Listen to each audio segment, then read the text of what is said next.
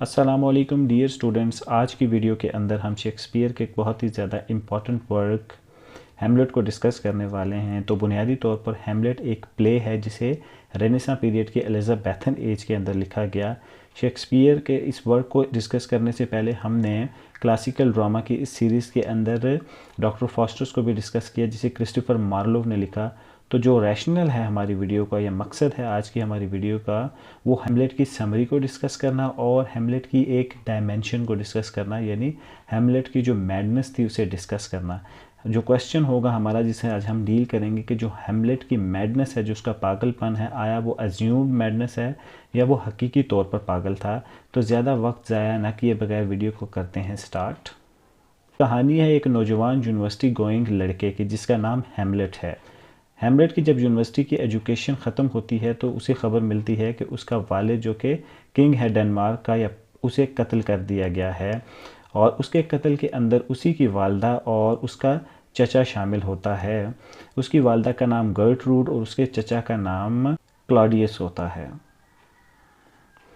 अब हैमलेट जो प्रोटैगनिस्ट है इस प्ले का, उसकी एक सबसे ज़्यादा ख़राब क्वालिटी ये होती है कि वो इर्रेजुलेट है। इर्रेजुलेट से मुराद कि उसके अंदर डिसीजन मेकिंग पावर नहीं है, यानी वो ठीक वक्त पे ठीक फ़ैसला नहीं कर सकता। हमेशा गलत वक्त पे गलत फ़ैसला करना हैमलेट की आदत है। यानी अगर वो कोई फ़ैसला करता है तो इसी कश्मकश में रहता है कि इसके फ़ैसले के कॉन्सिक्वेंसेस क्या होते हैं, यानी वो ख्यालों की दुनिया में रहता है, अपने जो ख्यालात हैं उन्हें हकीकत पर ढालने पे यकीन नहीं रखता।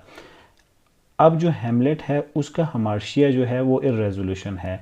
हमार्शिया को हमने पहले भी डिस्कस किया। हमार्शिया क्या है? बुनियादी तौर पर एक ऐसी क्वालिटी होती है कि जो किसी भी ट्रेजेडी में जो ट्रैजिक हीरो होता है उसके डाउनफॉल की वजह बनती है। यानी हमार्शिया से मुराद एरर ऑफ जजमेंट भी हो सकता है, ट्रैजिक फ्लॉ भी हो सकता है। तो जो हमारा प्रिंस हैमलेट है उसका जो ट्रैजिक फ्लॉ है वो उसकी इर्रेज़ोल्यूशन है, यानी उसके अंदर डिसीजन मेकिंग पावर नहीं है। जब डिसीजन लेने का टाइम आता है तो वो राइट टाइम पे राइट डिसीजन नहीं ले सकता।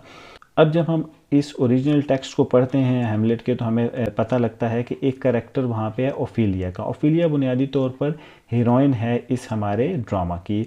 ओफिलिया एक ऐसी औरत है कि जो कि हैमलेट से दिलो जान से मोहब्बत करती है और हमेशा हैमलेट की ही बातें करती रहती है।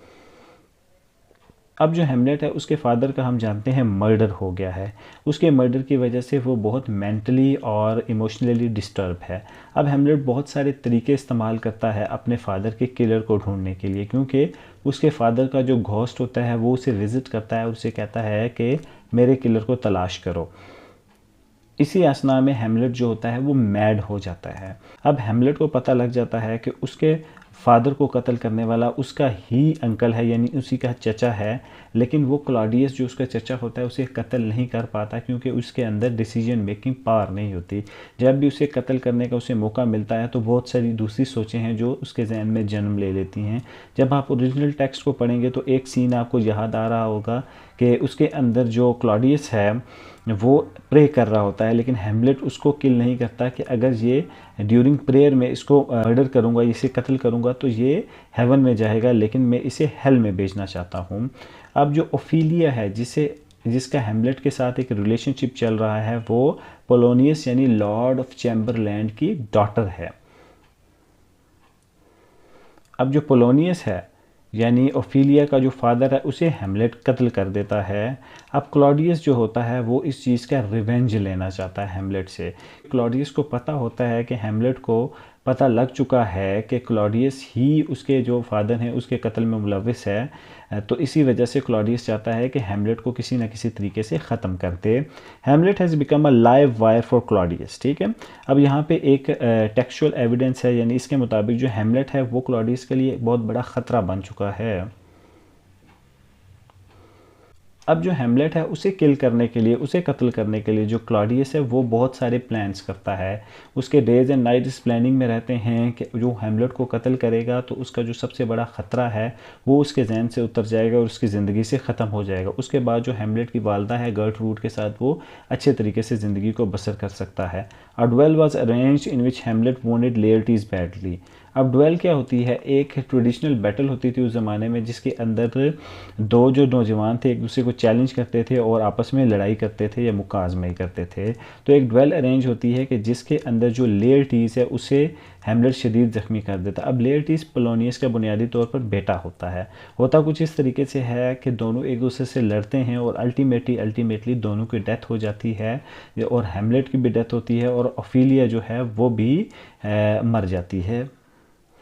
अब यहाँ पर जो इम्पॉर्टेंट क्वेश्चन है जिसे हम डील करने वाले हैं कि क्या हैमलेट वाकईतन मैड था, क्या उसकी मैडनेस जो थी या उसका जो पागलपन था वो हकीकी तौर पर उसके साथ कोई साइकोलॉजिकल ट्रॉमा की वजह से हुआ या कोई साइकोलॉजिकल डिसऑर्डर उसके अंदर आ गया, या फिर हैमलेट की जो मैडनेस थी वो एक एज्यूम मैडनेस थी। तो इस क्वेश्चन को एड्रेस करते हैं क्योंकि ये पेपर के पॉइंट ऑफ व्यू से बहुत ज़्यादा इंपॉर्टेंट क्वेश्चन है।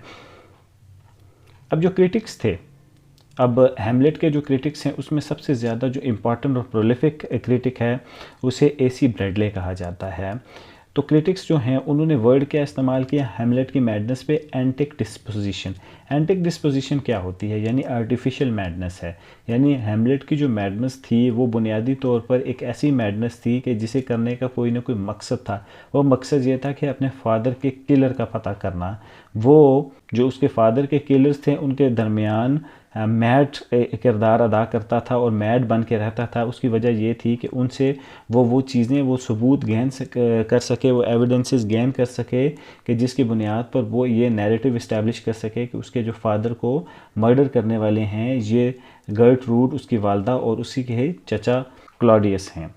अब जो वर्ड इस्तेमाल हुआ है इस रिगार्ड में जिसको आपने क्वेश्चन में लाजमी कोट करना है वो मॉडस ऑपरेंडी है। मॉडस ऑपरेंडी क्या होता है, मॉडस ऑपरेंडी बुनियादी तौर पर लैटिन ज़बान का लफ्ज़ है। इससे मुराद ये कि कोई काम करने का तरीका। तो हैमलेट की जो मैडनेस थी वो मॉडस ऑपरेंडी था कि वो रियलिटी जान सके कि उसके जो फादर हैं, जो सीनियर हैमलेट हैं, उनका कातिल कौन है और उसे कत्ल करने वाला कौन है। अब क्लॉडियस जो था उसे शक पड़ा हुआ था कि जो हैमलेट है उसकी मैडनेस है, एज्यूम मैडनेस है, ये कोई रियल मैडनेस नहीं है। इसी शक का इजहार उसने हमेशा किया और टेक्स्ट को आप जब डिटेल्ड वे में स्टडी करेंगे तो ये आपको भी पता लग जाएगा। There is a method in his madness. अब इसके अंदर वो क्लॉडियस से इस चीज़ का भरमला इजहार करता है कि जो मैडनेस है हैमलेट की उसके अंदर कोई ना कोई रीज़न मौजूद है। सेकंड कोट में देखें, madness in such important people could not go in vain. यानी इतने जो इम्पॉर्टेंट लोग हैं इनके अंदर जो मैडनेस है उसको आपको नज़रअंदाज नहीं करना पड़ेगा, उसके अंदर कोई ना कोई रीज़न है। तो क्लॉडियस जो है हैमलेट को बहुत इंपॉर्टेंट करैक्टर समझता था। जो उसकी मैडनेस थी उसे वो बहुत ज़्यादा तवज्जो देता था और समझता था कि उसकी जो मैडनेस है उसके बैक एंड पे कोई ना कोई साजिश या कोई ना कोई ऐसी चीज़ मौजूद है कि जिसे वो फील तो कर रहा है लेकिन वो इन रियलिटी उसके सामने नहीं आ रही। तो डियर स्टूडेंट्स, यहाँ वीडियो का होता है एंड। मेरी आपसे रिक्वेस्ट है कि चैनल को सब्सक्राइब करें और अगर आप किसी नए टॉपिक पर वीडियो चाहते हैं तो उसे कमेंट बॉक्स में ज़रूर मेंशन कीजिएगा। Thank you very much.